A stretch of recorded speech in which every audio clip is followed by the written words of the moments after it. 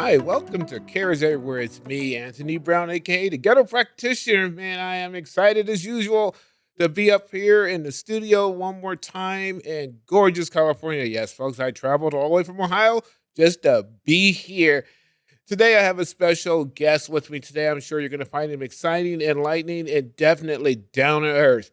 And I'm just, man, it's it amazes me of who God puts in my life that I get to share my experience, strength, and hope and space with.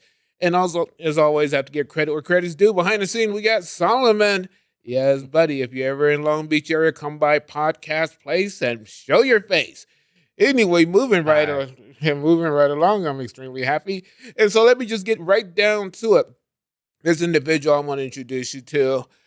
He's got a story, folks, and he's got a lot of information that I want to share with individuals who have probably, possibly, or might eventually walk down that same path. Today, I'm going to introduce you to a good friend of mine I've known for over 10 years, Mr. Hollister George. Hey, what's up, Hollister? Hey Tony, how you doing? Man, I am doing well. You know, everybody here on this podcast know me. You know where I come from. I spent most of the 90s in and out of prisons and jails until I got my life in order. But I went in on an installment plan. Our guest, folks, is going to blow your socks off. But again, his story is not uncommon. And I just want the listeners to pick up some tidbits and understand that sometimes, even though we make mistakes, recorrecting that mistakes can cost us emotionally, financially, socially, et cetera, et cetera, et cetera. But we are willing to pay the price to get everything right. And so I want Hollister, if you can just give us a little backdrop about who you are and what has happened or what you're going through. Okay. Hi, my name is Hollister George. Right now, I reside in Orange County, California. However, the majority of my life I spent incarcerated. My last term, I served 21 years of incarceration. 21 years. Yeah, Okay. I received a life sentence at the age of 17, Mm. and again spent the majority of my life incarcerated. I started off, like a lot of young people, with a lot of mischief, growing up, going back to juvenile hall, juvenile placement, and such. And then at the age of 17, I was out, with some friends. We'd done some things, and I ended up serving 21 years in prison. 21 years. Now, man, that's 21 years is almost like I guess they say when you're 21, you're able to actually buy some booze and vote. And here it is, you did 21 years incarcerated. And again, things happen. And when we're young, we make all kinds of foolish decisions. You know, and just right out the gate for those listeners who are young and still want to make some foolish decisions, what little piece of tidbit advice can you tell them when they're out there trying to do something that they know they shouldn't be doing? Well, I mean, I would just say think twice.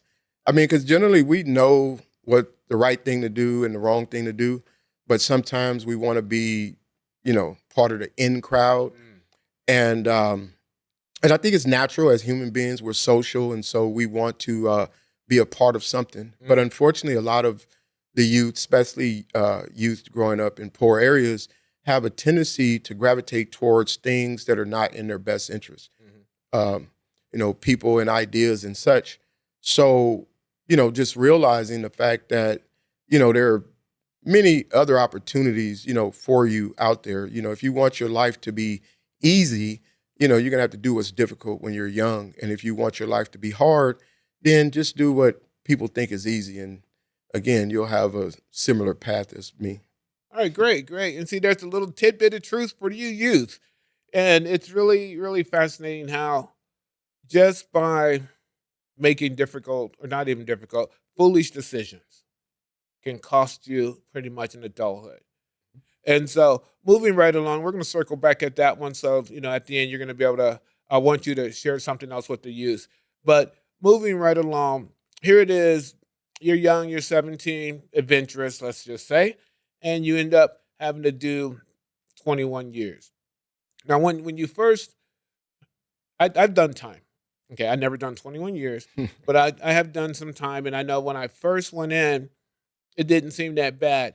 When you first went in, your first experience, and having them tell you you have that much time, what was your first thought when you first, went in? Well, to be honest, by the time that I got that sentence, as I mentioned, I had already done time. I mean, obviously not that much time, but I had done time. And so I had been in and out of incarceration since like the age of 11. So, to be quite honest, unfortunately, I was somewhat used to doing time. At the time, I had obviously had the wrong perspective.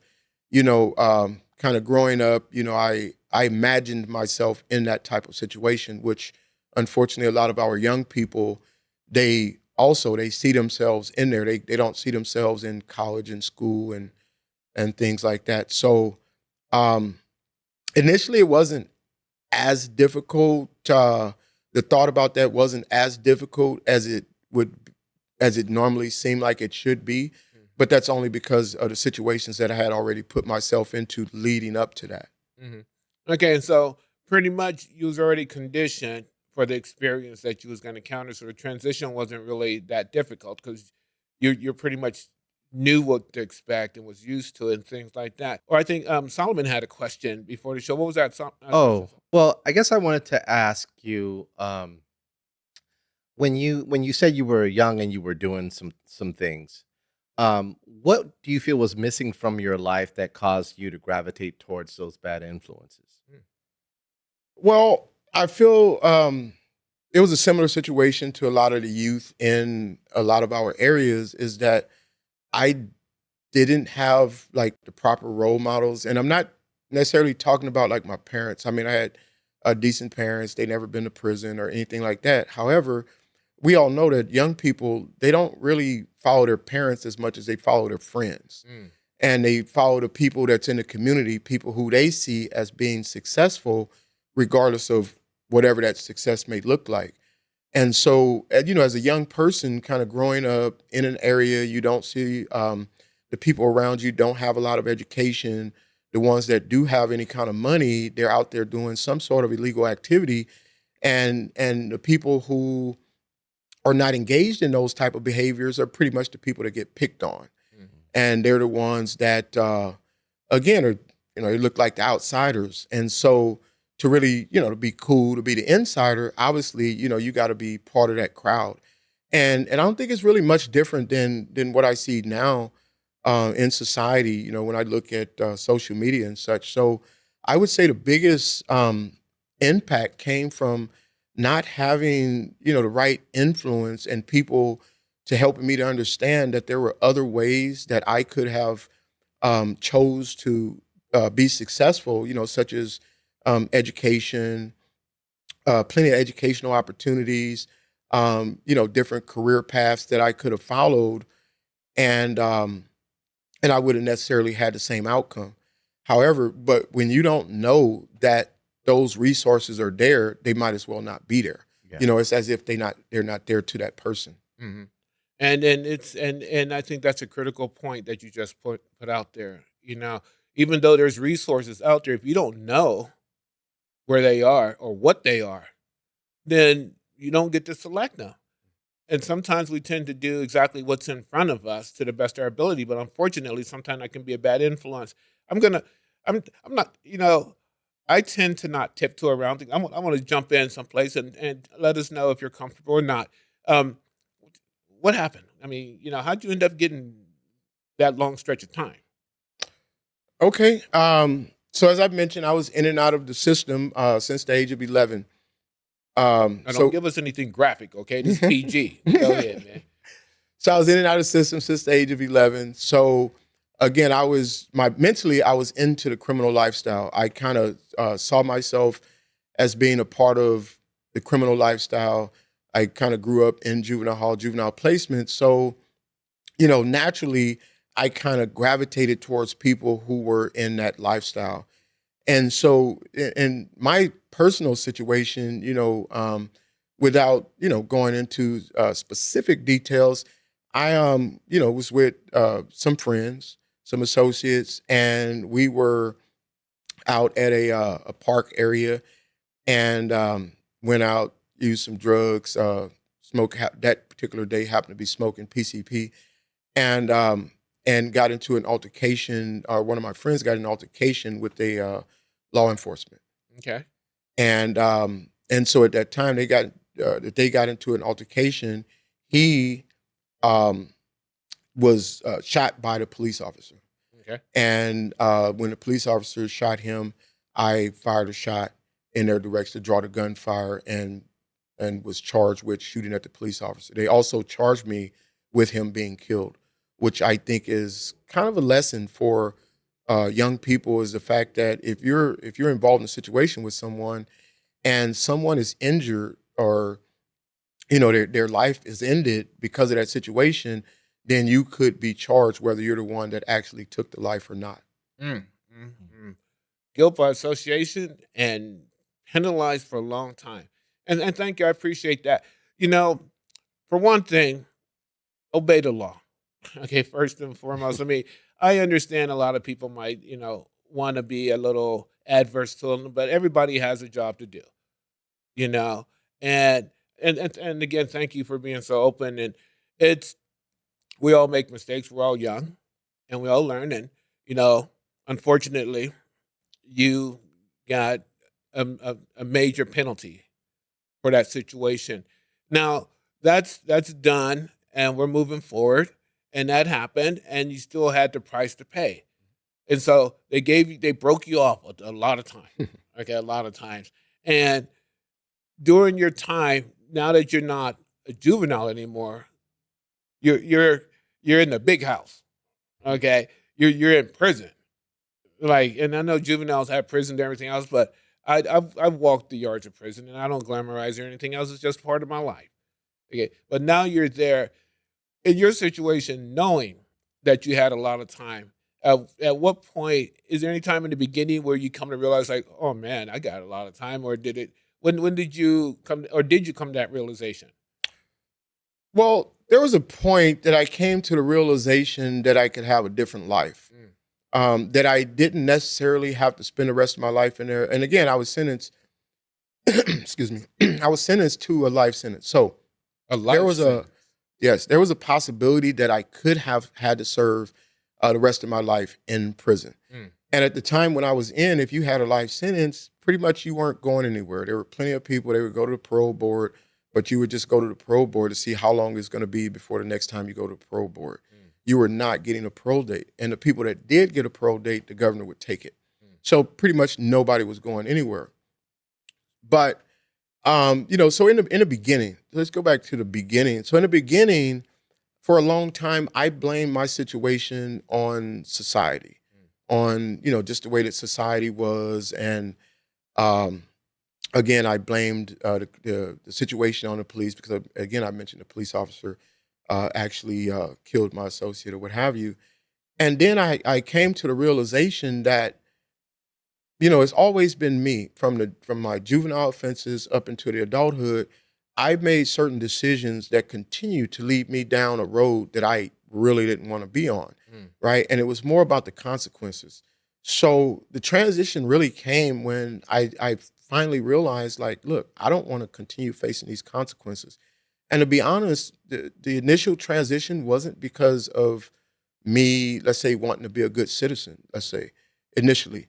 It was no longer wanting to face the consequences. And I realized that the only thing that was going to change, me continuing to go down that path or have those consequences, is I had to change certain things about my behavior. Mm. And so in the process of changing my behavior, I started doing different things. I started educating myself because when I was out, I did not do any education.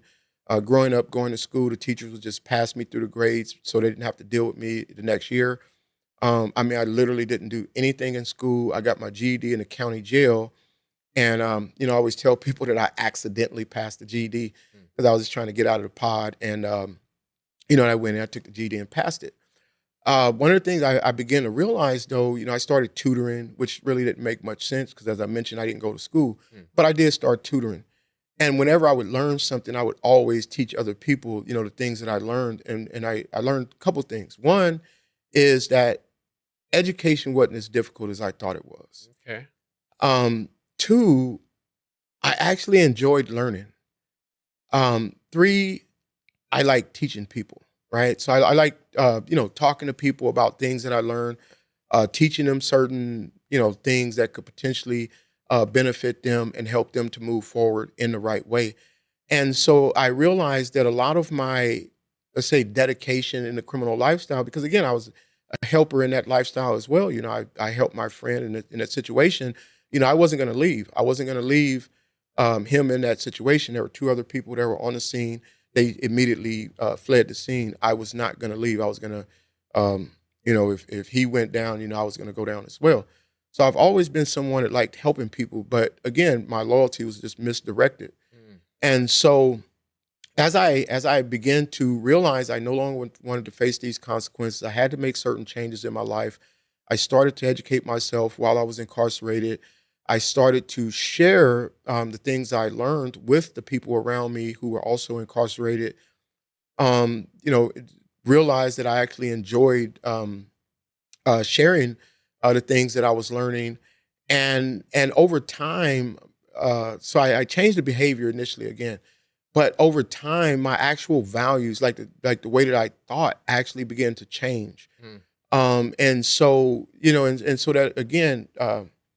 When most people talk about behavior, they talk about how your behavior will follow your thoughts, right? So you think a certain way and you're going to act a certain way, which is generally true. Okay. But I found for myself that my thoughts begin to follow my behavior. So I changed the behavior for a particular reason, again, to avoid the consequences. And over time, I started to see the results of me changing my behavior, and so my I feel like my values began to go in the right place. I stopped blaming society. I stopped blaming the officer, that was involved in the situation. And I realized that every negative, and I know it's not the case for everyone, but every negative consequence that I've had to deal with throughout my entire life has been a direct result of the decisions that I made.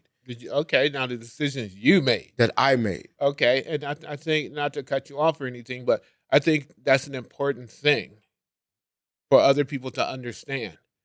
Because a lot of times people will point one finger at somebody else and they got three pointing back at them.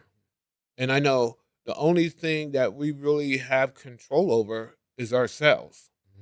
And like you said, and it's so skillfully put out there, is once I start changing my behavior, my thinking started to change. And so we're gonna bring it forward a little bit, okay? Because now you realize that, hey, I'm done with the consequences, so my behavior is going to change, and you're educating other people. And I'm pretty sure not just by the words, but by your actions and demonstrations and things of that. And by doing so, did that help you being able to get a release, get off that life sentence to come out? So yeah, I mean, as I started to help other people, so one of the biggest benefits you're going to get out of life is helping other people. Okay. And sometimes you'll hear people make statements like, you might thank somebody for helping you out, and they're like, "Oh no, it's okay. It does more for me than it does for you." Hmm. And so you'll think their statement is kind of like, "Oh yeah, whatever," right? You think it's kind of cliche, but it's actually true. And I've learned this in a couple different ways. So for example, tutoring people. Again, I didn't educate myself growing up, so tutoring people. I used to also tutor some people ESL and stuff like that. And so when I would have to write a paper for college, while I was in there, I started doing some college classes and stuff. And when I would have to write a paper, I mean, my grammar was like all over the place. So like some of the things that I was helping the ESL students to understand would help me to proofread my college paper, Okay. right? So I would have all kind of stuff in there, and so I would realize my mistakes by the things that I was teaching them. Also, I started studying the law, right? I didn't have money to pay for an attorney to Okay. go to the parole board with me. So I started representing myself at the parole board. And I also started filing my own habeas corpus petitions.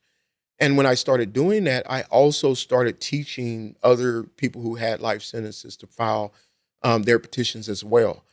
And the more I would teach people to, and the more difficult it was for them to understand, like the harder student they was, the more I would learn, and I began to realize that over time, and that really helped me the most. That gave me uh, the most understanding about that idea that when you help people, it actually helps you. And that's a good segue. And again, I appreciate that because I know that as a professor myself, I learned so much teaching other people. It sort of solidifies the knowledge that you read, and so that's fantastic. Love this story, love it. And what I want to go, or where I want to go, is now that you realized what you did is over. Mhm. Okay. Now that you realize that you change your behavior and your thinking's over, and now that you realize that there's a benefit in helping other people, okay, now you don't walked out the gates and you're out here now. Mm. Okay. As you entered back or re-entered back into society, what do you think was the hardest thing that you encountered when you first got out? Um, Life. Life? Yeah. Okay. So again, I kind of grew up in the system. So to be honest with you, I was more used to that than like what I call normal people stuff, right? Normal Actually, people stuff. actually, I use a more seasoned word for stuff. But, Okay, no, we're gonna keep it unseason clean. it today. We're gonna Yeah, keep we're it gonna clean. unseason. Keep the But flavor out. I hadn't really did normal people stuff. So so getting out, number one, before I got out, I, wondered like, okay, who's gonna hire me? At the time, I'm getting out. I went in at 17. I'm getting out at 38 years old.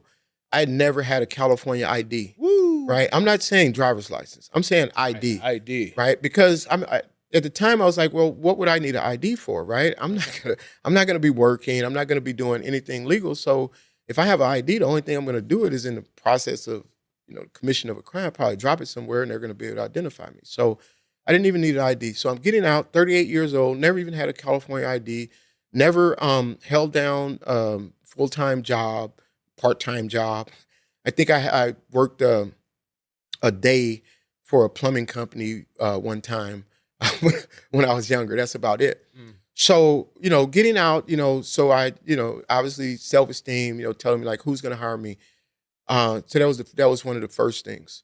Didn't think, I was really gonna be able to get a job, but I just felt like I'm like, okay, I don't know how I'm gonna do it, but I'm gonna do it. Like it has to happen. I don't know how it's gonna happen, but it Okay. has to happen.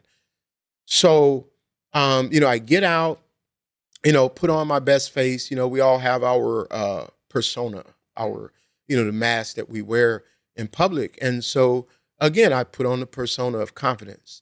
Um, wasn't all that confident about my situation. I was confident that I wasn't going to put myself back in prison, but I really wasn't confident as to how I was going to make it. Okay. So, so first getting out, initially they put me in a sober living for retired veterans up in Fresno, California. Okay. Never lived in Fresno.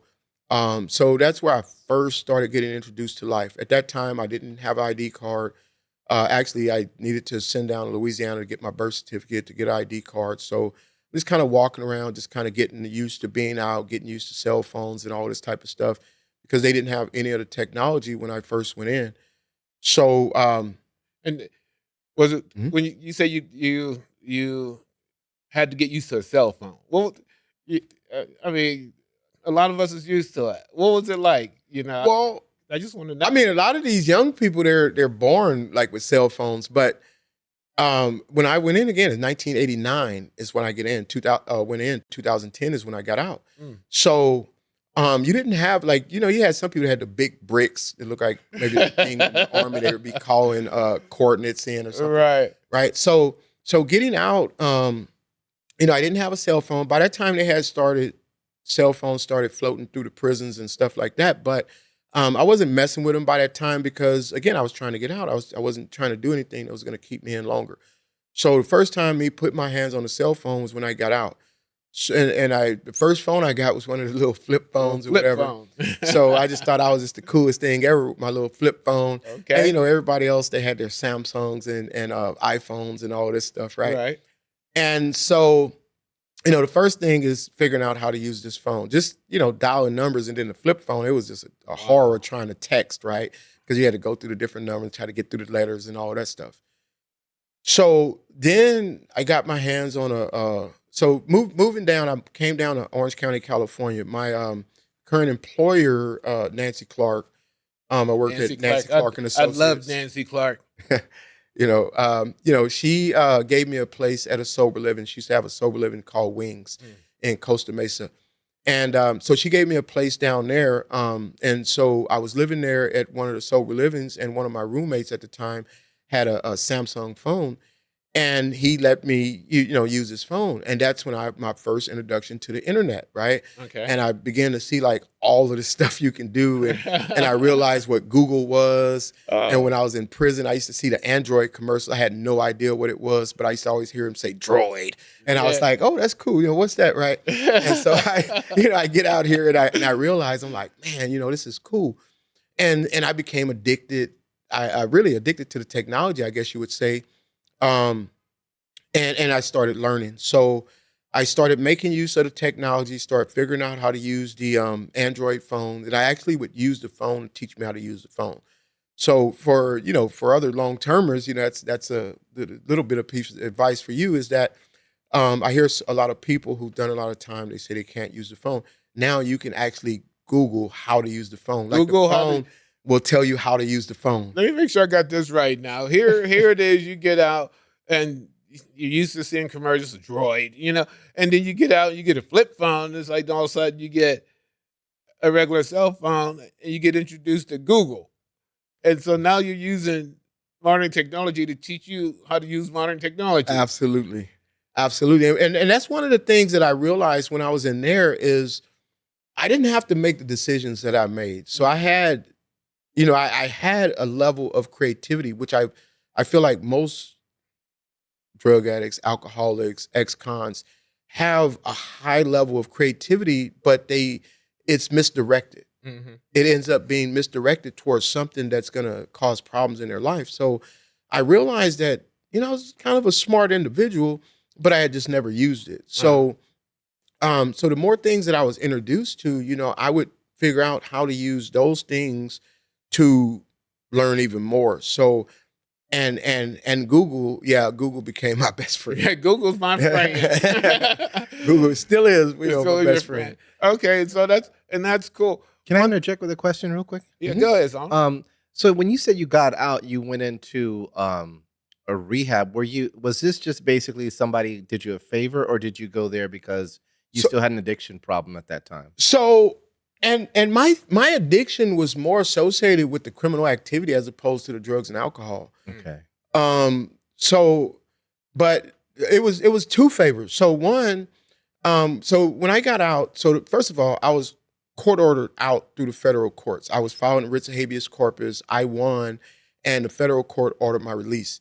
The state parole initially did not want to supervise me, so the federal pretrial services were supervising me at the time.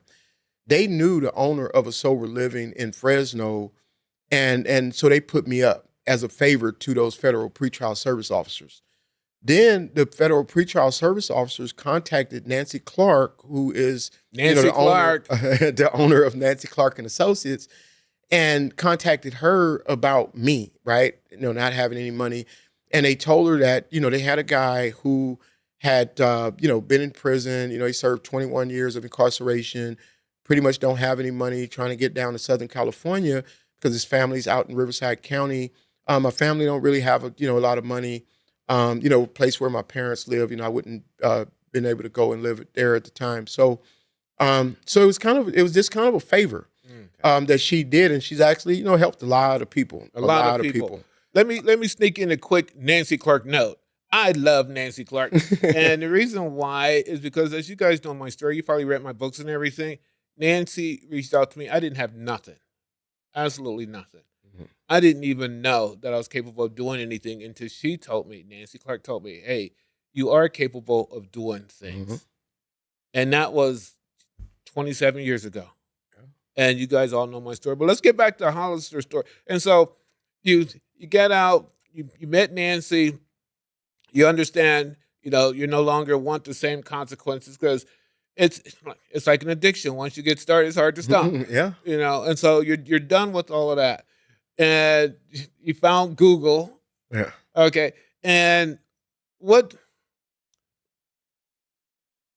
when you went to a restaurant, or what did you look forward to any kind of meal or anything, or what did you find fascinating? I'm curious. What was your taste Well, buds aching for? I mean, I found everything fascinating. As far as taste buds, I didn't have any. I'm very simple when it comes to eating, except for I'm also a finicky eater. So there are like a lot of things I don't eat. A finicky eater. Specifically, like healthy food. I don't like healthy food, unfortunately. Well, I mean, well, you're But fat, but getting out and going into the restaurant. Well, one interesting thing happened. So I went into this restaurant. Me and my parents, we went to Baker's out in Riverside, and so we're in there, and I go to get a soda. So when I went in, you go to the soda. If you're in the restaurant, you had like the different sodas. You just press the whichever nozzle that you were getting the soda. You get your ice, and then you get the little lever. So, but this soda machine, it was a screen. Right? So it was a screen and there was just one hole at the bottom. Right. So first of all, I'm looking at the screen and you got all these different choices. And so it was like almost overwhelming, like all these different choices that you got. Because I've been ordering Canteen for like 21 years. So all these different choices is just like almost overwhelming. So I'm like, you know what, forget it. I'm just gonna do Coke. And so I just hit Coke and like 10 different Cokes pop up. Right. I'm like, oh my goodness. So I mean, and that was part of the problem. But the other problem was I'm like, okay, I just got one hole in this machine and you got all these different choices. Where are all these different choices gonna come from? Right. And so one of my major difficulties was getting a fountain drink. Love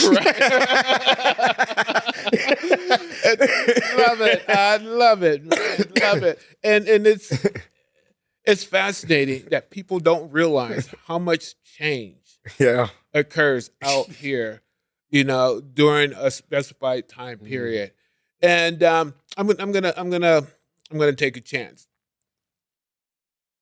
What emotions did you feel? Or what's some of the challenging emotions have you experienced? Because now, I mean, in prison, you have a certain life, Mhm. and you develop a certain set of emotions that pretty much survival. I mean, that's the way it is. But out here, you have all of this other stuff. What did you feel when you even when you got to the points where, okay, well, this flip phone is difficulty, or the soda machine is difficulty? What kind of emotions did you feel? I don't know. I mean, there was a whole mixture of different things, emotions that I went through out here. So again, the survival emotions you mentioned as far as incarceration, again, I was accustomed to that. Right. And I mentioned, in a lot of ways that was an easier life for me than out here. So, the initial one I would say would be, fear. Fear of the unknown. I think that's everybody's biggest fear. I really believe is that most people, when they're afraid, not of a specific thing. They're afraid of not knowing like what to expect or not knowing what's going to happen. So, so fear was one of them. There was frustration, which, goes along with anger. When we talk about like anger and stuff. But one thing that before I got out, I realized that anger is number one, secondary emotion. And it's one of those emotions that is more of a protective mechanism against you feeling vulnerable. So anytime that you feel vulnerable, you will begin to transition to anger. So if you, but I learned that I had to stop and think like, okay, I'm getting angry, and anger is like pain. It's a symptom that something's wrong. And so rather than acting on anger, I would try to figure out, okay, what's really going on? Okay, I am angry. However, what's really happening? Like why am I angry? Because if anger is secondary, that means there's something else that's primary going on. Right. So, and I realized first and foremost, a lot of it was fear, which again, a lot of men don't want to, you don't want to say fear, afraid. Yeah. You don't say that. You can say angry. We can identify with that, but you don't identify with like fear. There was You just made me want to put some bass in my voice. yeah. Yeah. Okay, go ahead. There were certain feelings of, not being able to kind of measure up to other people in society. There was I've never particularly been ashamed of the fact that I was incarcerated, but I did, I did have a certain part of me would kind of compare myself to saying that, okay, I'm not on the same level as them, right? But and I kind of feel like, that wasn't quite right, because my thinking of I'm not on the same level as them, was sometime as far as my humanity, and we're all on the same level, All of us, right? right. We're not necessarily on the same level financially, and those are some bad decisions I made. But we're not on the same level financially, but we're, as human beings, we're equal Yes. as human beings. So so that was one of the first, things that I had to really start getting used to when after I was released. And so I just started building on that. And so, I made, good decisions, made some bad decisions, and Everybody stuff makes like that. bad decisions. But they weren't the same type of bad decisions. I had what they, a lot of people in recovery would call quality problems now. Whereas, before I had stupid problems. Right. I make the distinction between stupid problems and quality problems. Stupid problems are, again, decisions that you make where there are going to be negative consequences, but you still do it anyway. Quality problems is, kind of comes along with living life. Like when they talk about living life on life terms, certain things kind of come up. And then again, some of it could be bad decisions where you could make one decision or you could make a better decision, right? And you don't make necessarily the better decision. But it's still, again, it's not illegal, Right. right? But, there's still consequences with that as well. Yeah, like taking all your money out of your 401k, then discover you get taxed for it later on. Yeah. Woo, yeah. I believe me, not like I'm speaking from experience. Yeah, or spending up all your money rather than investing it. Right. And Okay. ended up in, Okay. And so here it is. You're at Nancy's, and again, I love Nancy's, but here you are, and I take it that's where you work at. Yes, sir. Okay, and so here you are working at Nancy's. Anybody that knows anything about Nancy, she believes in helping underdogs, and she helped people get back on their feet. I know she was the catalyst to my success, and it seems like she's a catalyst to yours. Doing and knowing the knowledge and spending that time incarcerated, and you're already used to teaching people.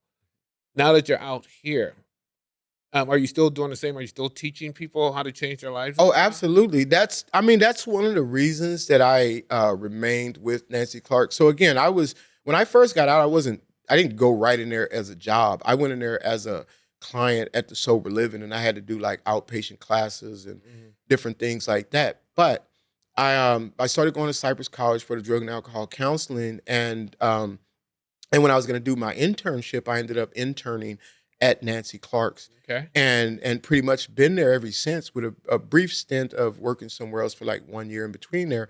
But other than that, since like 2013, I think I've done my internship over there at Nancy Clark and Associates. And our population basically are the formerly incarcerated for the most part, or people who may be potentially facing incarceration. So this is, like, again, my favorite population. One of my favorite phrases is "you people," right? Oh, here we go. And, Here we and go. so Now. I'll Now use we you open up people. a can of worms. I'll use "you people," and everybody get offended by that, right? All like my clients and stuff, and I'll use it with them. I mean, they like, once they get to know me, they'll start saying, "Hey, you people," they'll come up, "Hey, you people," right? But I let them know, look, I'm one of you people, right? I've been through the system. I've done similar things. I've done worse, than some of you have done, and I've learned that when I changed my behavior, my life changed. When I started making different decisions, my life changed. Was it easy? No. Am I perfect? No. But it's better, right? And practice makes better, right? Some people will tell you practice makes perfect. It doesn't. Practice makes better, right? But that's all we're trying to be.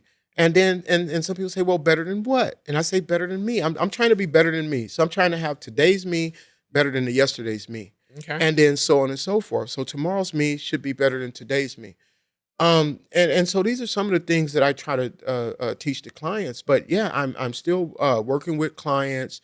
I do that on a daily basis. I absolutely love um, working with people and seeing people change their life. I'll see clients that come through the program and go on, move on with their life, and not everybody makes it. Some people say, well, everybody eventually is going to get it. No, everybody eventually don't necessarily get it, but those that do, it is absolutely amazing to see them come back, let you know the things that they're doing in their life and how their life has changed. Mm. And I'll see some of the clients, they'll come back and they're doing better than me, and stuff like that. And the thing is, I'm glad, I'm happy about that.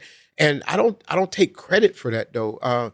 Some people try to take credit for the client's success, and I'm like, no, the client's success is to their credit. Mhm. Right? I only take credit for the willingness of wanting to help them. Okay. But if a client doesn't accept your help, then there's nothing you can do. Right. It's the same story as the alcoholic and the addict. Yeah. You know, once they admit to them innermost self that they have a problem, then they start doing the work. It's like as a sponsor, because I'm a sponsor. As a sponsor, only thing I can say is all I did was just gave you direction and some Absolutely. support. You did the work. You did the work. And so that goes out to almost anybody out there that's whether you're making bad decisions that end in some incarcerations or if making bad decisions end up in inebriation. You still got to do the work. Absolutely. There ain't no free ride. And so, man, this is good. And so you get joy out of helping other people. You get to do something that you've been there, done that. It's not like you're coming from a textbook teaching, you're coming from experience. Mhm. And people can identify that and feel it. Now, don't get me wrong. I know some college professors do teach different things and never been through it, and they're good at it. Absolutely. Okay. But I also believe that everybody united together is what makes the bigger picture. Mhm. Because I wouldn't have been able to have the education I got unless somebody taught me that. And the same thing. And you have life experience. I'm gonna bring the plane back and get ready for a landing. One of the things you started out as, talking to the youth. Mhm. Because those are our futures. That's gonna be our future. I know one day I'm gonna get old and older. Gonna have to depend on some of the younger people out there now. And for those youth that's out there making questionable decisions, okay, what would you say to them to get them to hear that sometimes we should think about doing something different? Well, I mean, first I would say value your life. Value your life. Your life is very valuable, and we sell our life for cheap. Cheap. When I look at social media a lot, I'll look at like YouTube and different things, and I'll see young people out there. They record themselves committing crimes, and assaulting people, different things, and they're proud of it. And it seems like again, that's what get the views, that's what get the popularity and stuff like that. But there are so many opportunities out here where you could have good.